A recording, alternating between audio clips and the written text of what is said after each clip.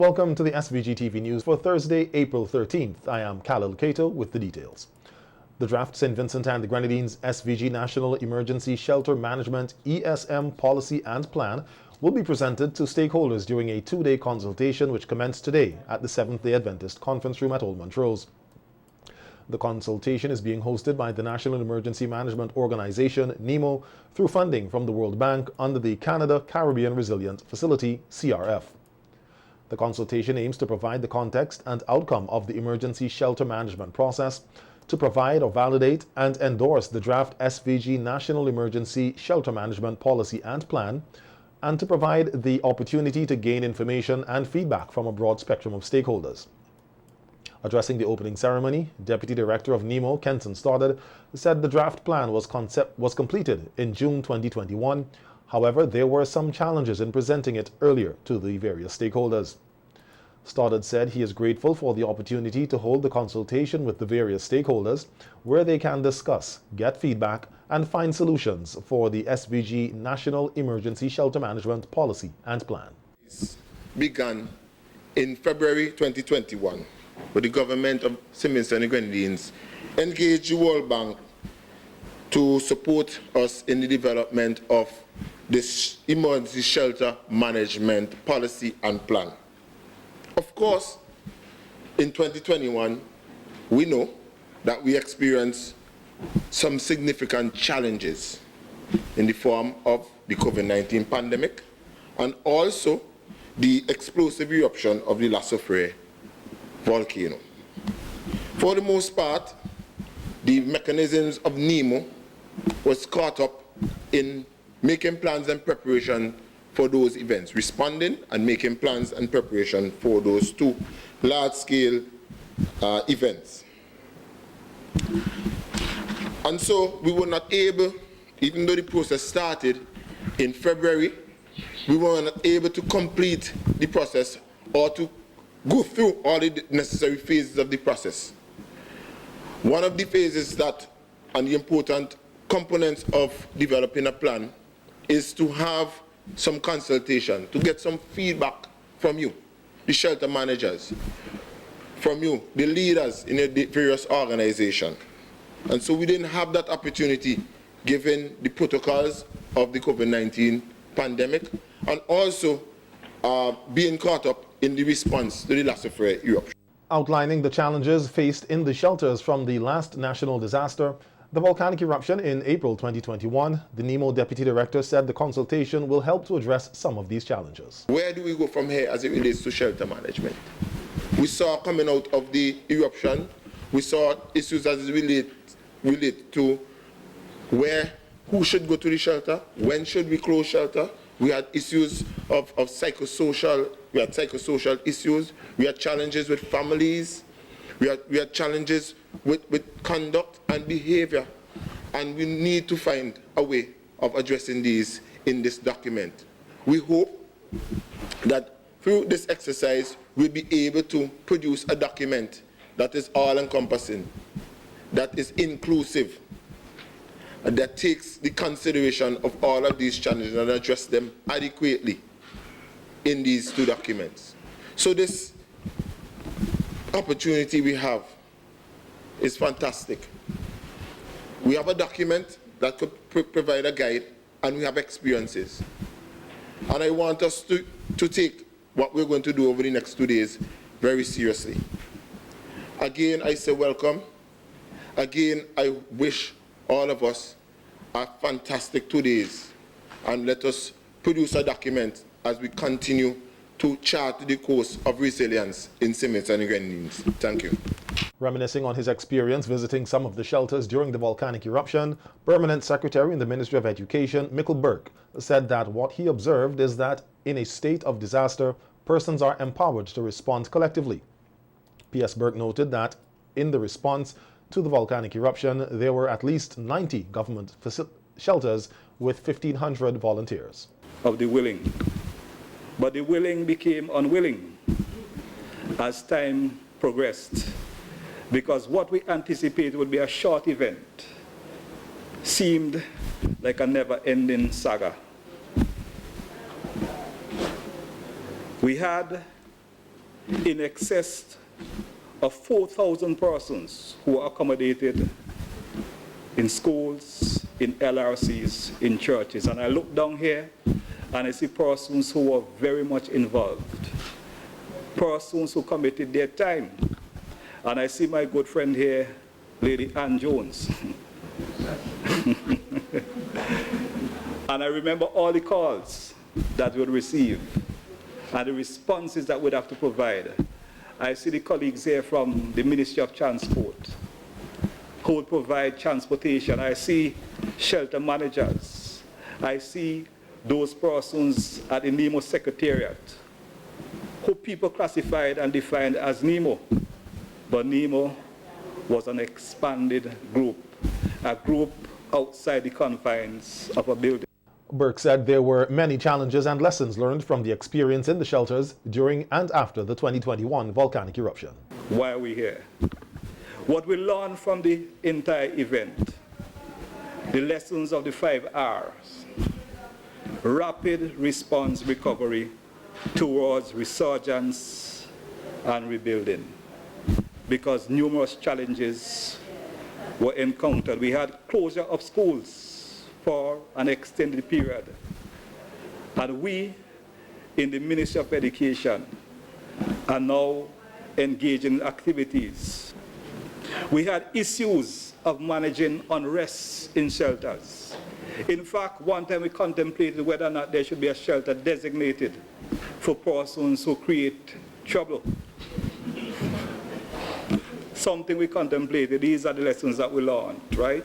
What we saw evident is the manifestation of many of the ills of our society. And the psychosocial support was needed, not just for the persons in the shelter, but for the persons who manage the shelters. And I think the psychosocial support should be continuing, because we are still feeling the impact of that entire situation. And I don't think anyone here would want for that to happen again. But we're in a multi-hazard. In February 2021, the government of SVG requested assistance from the World Bank to develop an emergency shelter policies and shelter management guideline. Decima Correa and Carol Guerra, disaster risk management consultants, were contracted to develop this policy and plan. In June 2021, the draft emergency shelter policy and draft guidelines were completed and shared with NEMO for input with a view to finalize. The review and finalization was impeded by the response following the explosive eruptions of the La Soufrière volcano. And speaking of La Soufrière, it is now said to be between the active period and intense period of activity experienced 2 years ago. This is according to geologist Professor Richard Robertson and volcanologist Dr. Thomas Christopher, who gave a status update on the volcano during a program on VC3 last evening. Yes, Soufrière is a volcano that has periods of intense activity and long periods often of what we call repose, where it's not doing very much. So we're in one of those periods currently. And that means that it's not so much that it's not doing anything at all. If you go up to the volcano, you'll see there's some emission of steam and gases still, but it's not erupting, and it certainly, it hasn't gone to sleep completely, but it's certainly in between those very active periods and those very intense periods of activity that we experienced 2 years ago. So it's not in a state that people have to be worried about in terms of it posing a hazard to people directly, no, but it's in a state where, because we know it can erupt in the future, we need to keep a close eye on it. Basically, these volcanoes operate on much longer timescales than humans, well, on the human lifespan at least. So even though it's not physically doing anything currently, there are processes occurring which we still need to keep track of, because eventually it may reawake in the future. When you have a volcano like this one of the main things you think is responsible for an eruption would be magma recharge, magma coming in from deeper, coming into the shallow parts of the plumbing system and causing things to move up to the surface. So in some systems, that's a very fast process. In some systems, it's a fairly slow process. And for some volcanoes, it varies between eruptions. So even though we're not seeing anything at the surface, we still have to keep monitoring. Outlining the difference between the eruptions of the volcano 2 years ago and those before, Professor Robertson reminded persons that the volcano started erupting in December 2020. However, it was effusively. People keep referring to this as the eruption that happened in 2021. The eruption started in December in 2020. So Correct. people need, and then people make the assumption that, April around that time is when it does something. It did something from December this time. So you can't tie on to that. So first of all, that's the thing. The kind of eruption that we had was slightly different than sort of what we have seen from Superior, in the sense that Superior, we know, has an explosive phase where it explodes and it produces a lot of ash, or else it has what we call an effusive phase where it produces a dome. And in the way past, it used to produce what we call lava flows. And it was never clear which came before which. In other words, do you have an explosive and then a dome, or do you have a dome and then explosive? And the eruptions historically we had so far had indicated certainly the explosive phase happened. And it wasn't clear whether the effusive phase happened before or after, because of course when the explosive phase happened, it destroys the evidence of it. So we didn't know if, say, the 1812 eruption or the 1718 or even the 1902 had a dome before, because when it went explosive was in the latter part. The last time it erupted, though, in 1979, it in a sense, it went explosive and then it had a dome.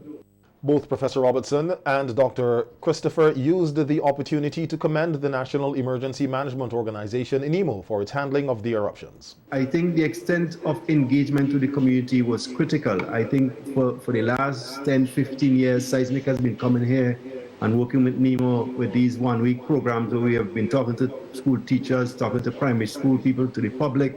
We managed to keep the engagement with the public up in terms of the fact that this volcano is hazardous, it could do things.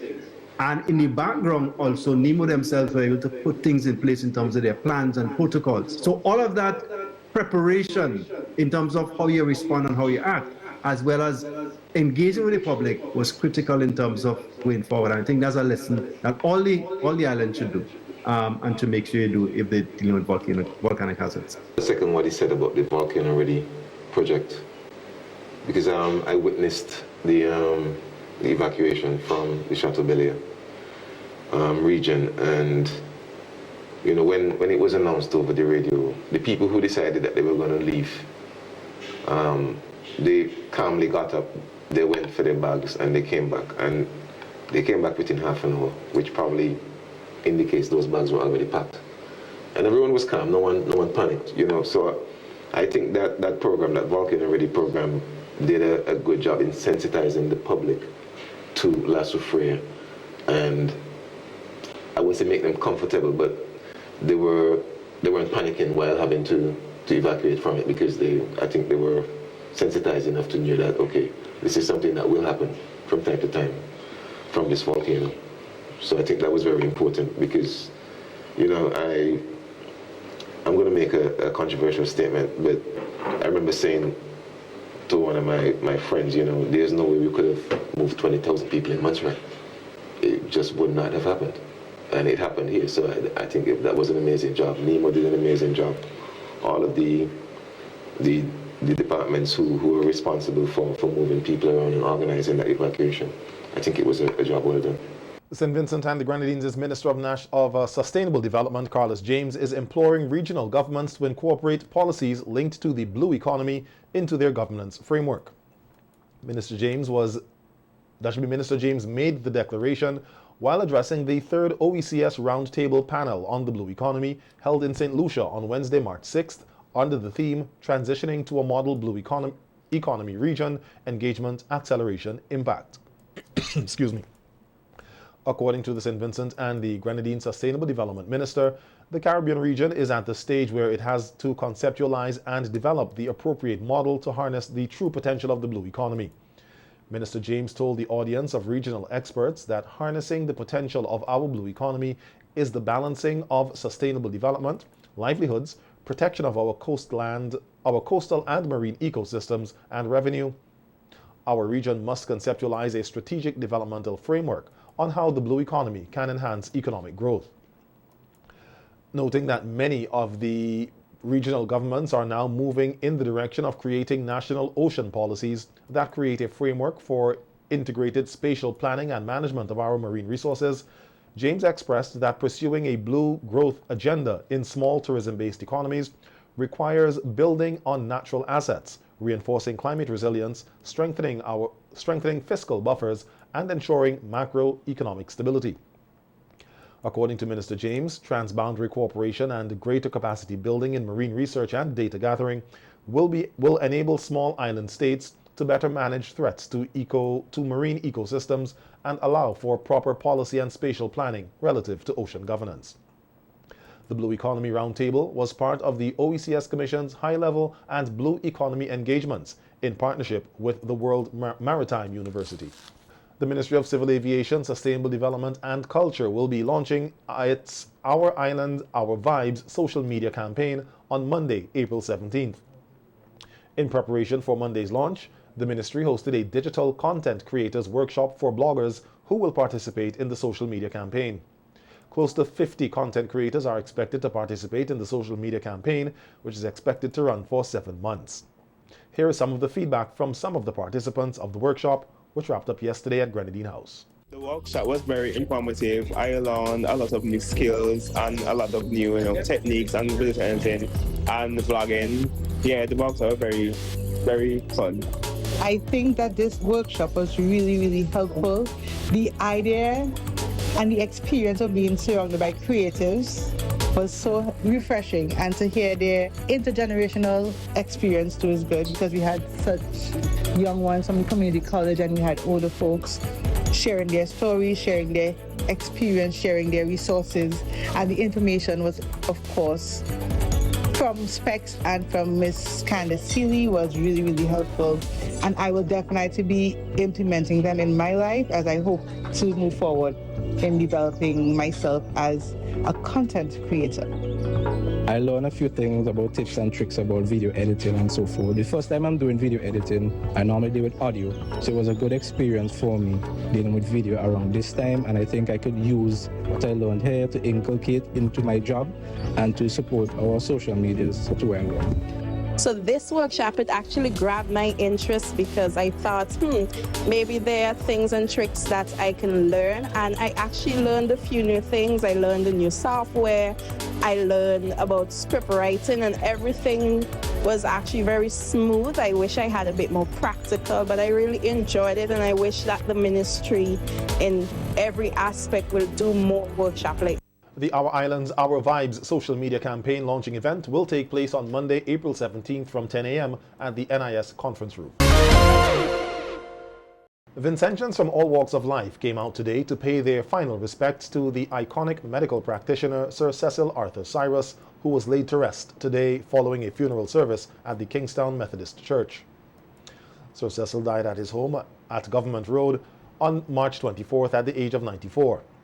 At today's funeral service, glowing tributes were paid to the Vincentian icon from a number of persons, including Prime Minister Dr. Ralph Gonsalves, President of the SVG Medical Association, Dr. Rosalind Ambrose, Dr. Hughes Duggan, among others. He was a man of great determination, dedication, conviction to anything he embraced. Strong, focused, curious, talented, confident, conscientious, organized, and yes, a workaholic. All of those words describe our beloved colleague, but beneath all that, he was a very humble professional. Today, we celebrate the life and work of a great man, a man of heroic proportions. He's been described as iconic, distinguished, special, and all to which he ought to be recognized as someone of heroic proportions who has made a towering contribution. Cecil Cyrus was a Viking, and in a metaphoric sense, he was a Viking. He would be on his way to Valhalla, that very special place reserved for towering Vikings.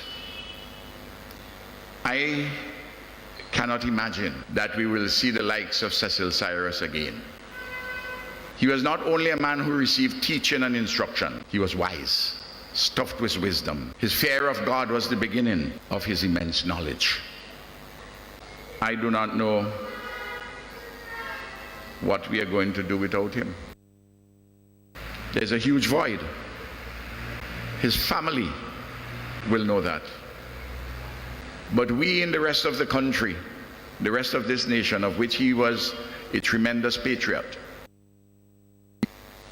he was my friend, a good friend, a dependable friend, one who offered me from time to time counsel.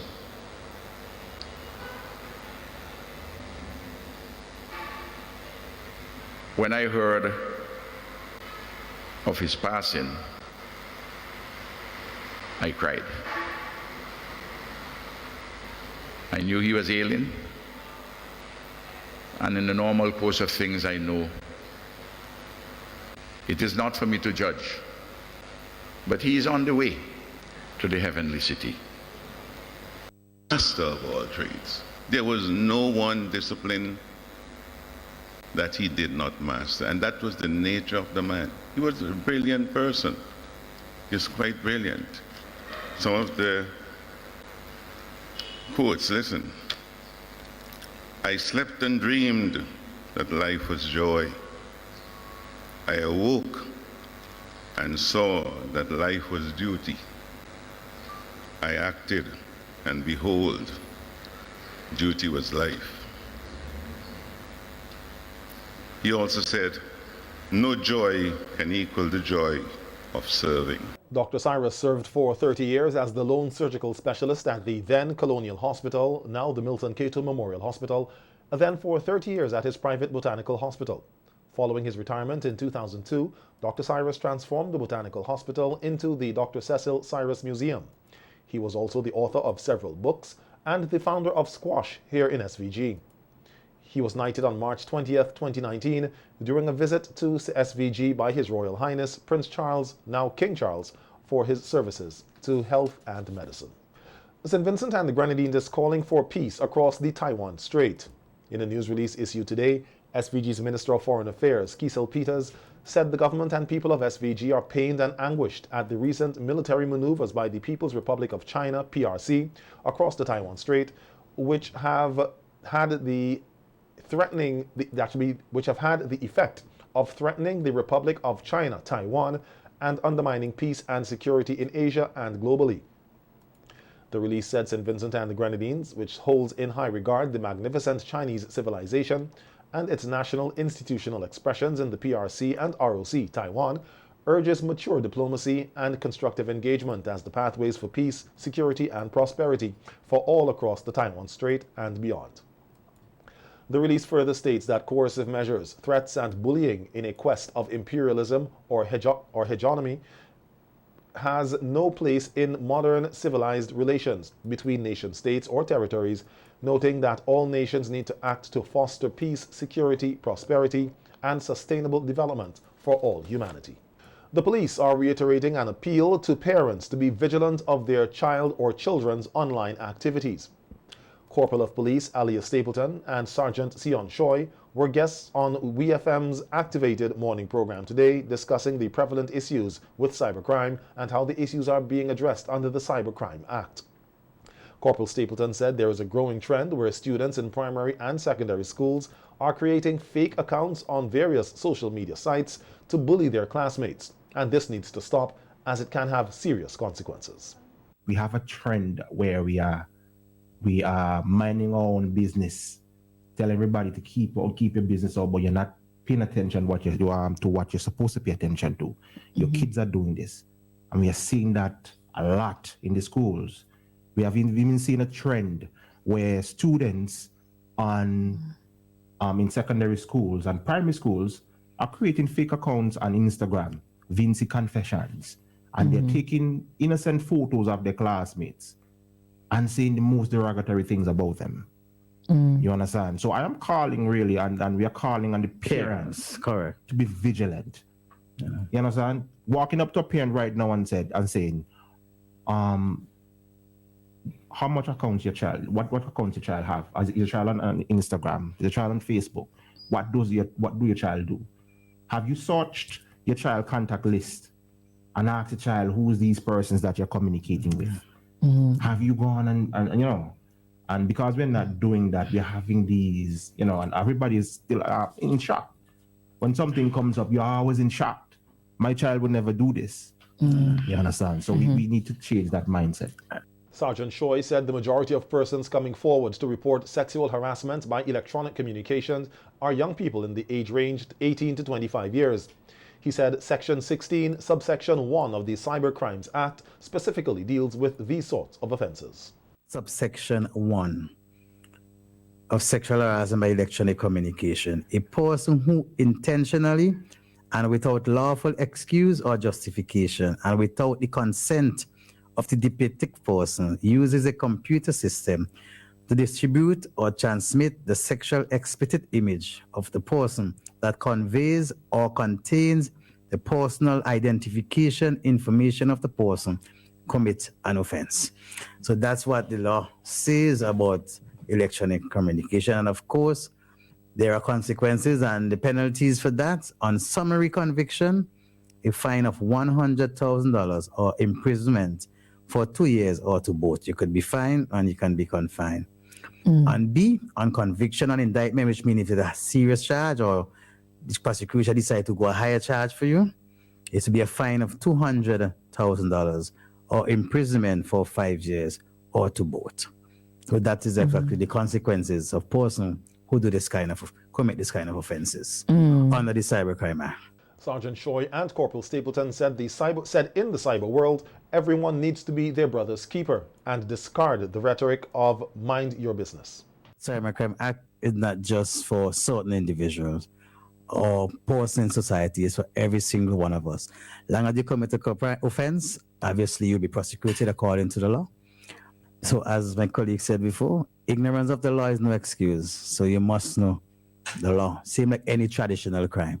If you steal, you expect there is consequences. If you commit a cybercrime via the internet, computer networks, you know there's consequences. And I just always say when I do lectures to children, when you post something up there, it's all gone. Not if you delete it, it's already viral, gone viral, and it will affect you in the future. You may want to go to college 2, 3, 4 years from now, and what you post 3 years ago will come back to haunt you today. So we apply, appeal to the children, college students especially. Watch what you post online. Watch what you do out there. My 2 cents. And that's my take. On that. So I'm going to go back to this. It takes a society or community to raise a child, and we have to go back to that mindset. All right.